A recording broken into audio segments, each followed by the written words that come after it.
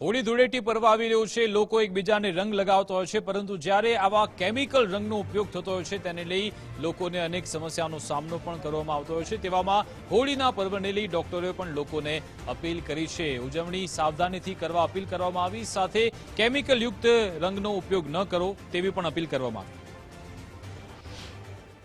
કેમિકલવાળા રંગો જે સામાન્ય ગુલાલ કે એની અંદર આવે છે એ સિવાય ઓઇલ બેઝ રંગો વાપરતા થઈ ગયા છે, જે ચમકીલા રંગો હોય છે, શાઇની હોય છે, જે ઝડપથી નીકળતા નથી। પછી એને કાઢવા માટે કેમિકલનો ઉપયોગ કરવો પડે, કેરોસીનથી કાઢે, પેટ્રોલથી કાઢે। હવે આ બધાના કારણે રંગોની પણ આડઅસર થાય અને એ કેમિકલ જે તમે ચામડી પર વાપરો છો એની પણ આડઅસર થાય। તો ચામડી છોલાઈ જવી, લાલ થવી, ખૂબ ખંજવાળ આવી, અને પછી એની માટેની જે સારવાર માટે આવે ત્યારે ઘણીવાર દિવસો નીકળી જતા હોય છે ચામડીને ઠીક થતાં, અને પછી પાછળથી ચામડી પર ડાઘ રહી જાય, સફેદ અને કાળા, એવું પણ થતું હોય છે।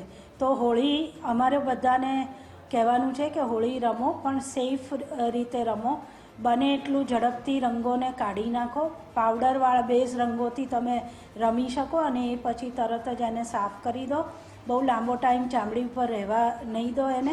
ગુજરાતમાં સત્તાવાર રીતે ગરમીની શરૂઆત થઈ ચૂકી છે, ત્યારે શરૂઆતમાં જ હવામાન વિભાગે હાઈ એલર્ટ આપવામાં આવ્યું છે। અમદાવાદ સહિત 9 જિલ્લામાં હાઈ એલર્ટ આપ્યા બાદ હવે સોલા સિવિલ પ્રશાસન દ્વારા જે હીટ સ્ટ્રોક વોર્ડ છે તે તૈયાર કરવામાં આવ્યો છે, કારણ કે સૌથી વધારે ગરમીમાં લૂ લાગવું, ચક્કર આવવા કે માથાનો દુખાવાના ફરિયાદ સાથે જે દર્દીઓ છે